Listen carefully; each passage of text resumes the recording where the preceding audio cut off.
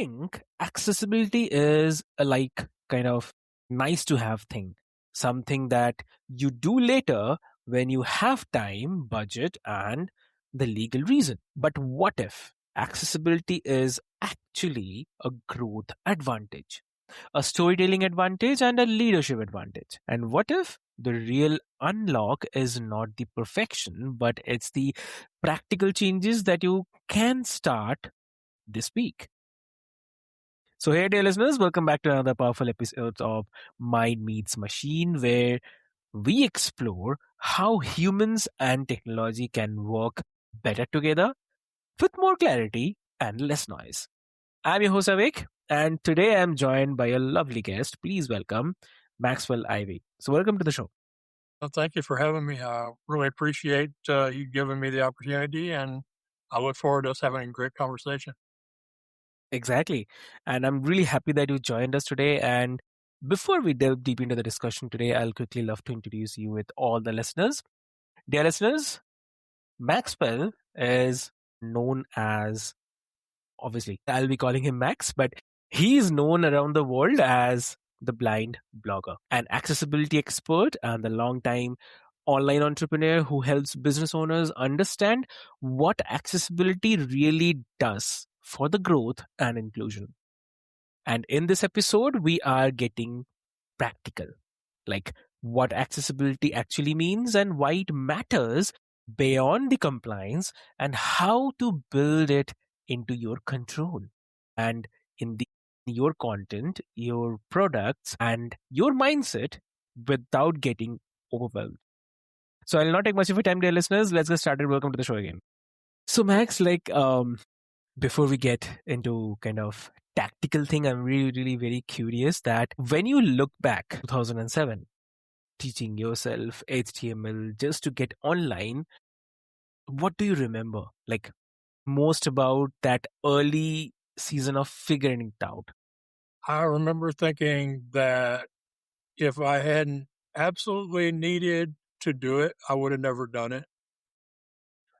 I think that if I had seen other potential within myself to do other types of things as a way of replacing the income from our carnival, which had gone out of business after my dad's death, between replacing that with helping people sell their used equipment or doing other things, I would have done other things. And, if I could have done what I wanted to do without building a website, without having to teach myself to code HTML, I would have done that. But at that point in my journey, I honestly didn't see myself as capable.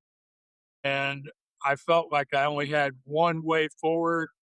And one of the great things about feeling like you don't have a choice, even if that's wrong, even if you find out later that you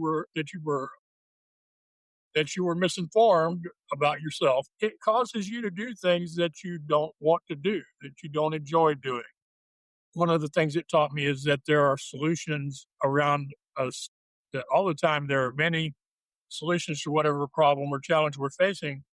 The difficulty for most people is that they have the option of deciding not to go forward. And so if the only options are things that require you to, like I say, if they're things that are dirty, greasy, or will make you look silly doing them, most people will choose not to do them. So I was highly motivated because I felt like I only had one way forward. In order to do that, I had to figure out a way to get online. And back then, there were three options. There was WYSIWYG, which stands for what you see is what you get, which obviously wouldn't have worked for me.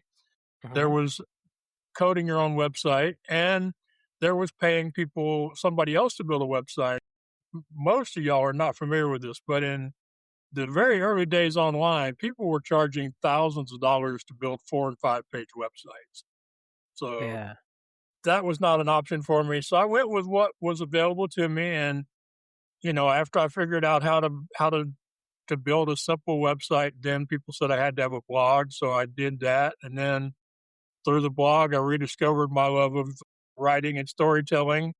But then I also had to figure out how to recruit clients and set fees and write copy, and eventually social media, building an email list, recording videos and audio. And so over, the first 4 or 5 years I was online when I was focused solely on selling other people's used amusement park and carnival equipment, was constantly facing new challenges, new obstacles, most of which there were not accessible.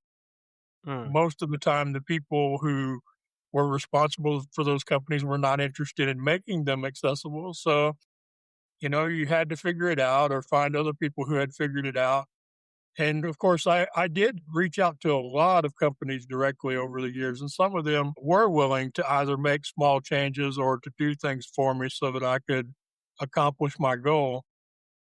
I think that's one of the things that's highly underrated about accessibility is there is a place for done for you and done with you along with do it yourself when it comes to accessibility for the visitors of your online presence. So I just remember thinking everything was really hard. It was some every day there was something new I had to figure out. But the other thing is it was never boring. There was always a new challenge, a new experience, a new adventure. And of course, all of that led to people seeing me as an inspirational leader and asking me to share more about being a blind entrepreneur. And then I'm like, okay, I need a website because the people in the amusement industry are not going to want to hear about the more personal aspects. It's a very tight mouthed industry. There's a lot of fear that competitors will take advantage of you if they have information or if you're seen to be too personable or emotional. And I asked people, what should I call it? And they said, we've been calling you the blind blogger for a couple of years now. So that's what I went with, the blindblogger.net. Now, I did not realize this until last year when a woman who works at a company that I've done some writing for AudioEye.com, which is an enterprise level accessibility company, is that back then, the reason people called me the blind blogger is most people with disabilities online were hiding their disability because they thought sharing their challenges would be stigmatized and they wouldn't find success in this new online platform that, at least in the beginning looked like it would give. Exactly true. Totally agree. And that's a powerful starting point because it immediately frames the accessibility as a real world friction, not the theory, right? Exactly.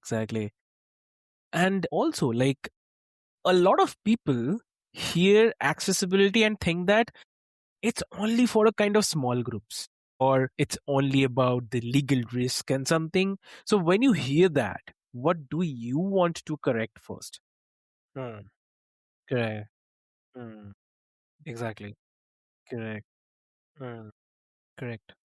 Very truly said. Very truly said. And I like how you are grounding this in the outcomes and not the guilt, no fear, outcomes. Yeah. Exactly.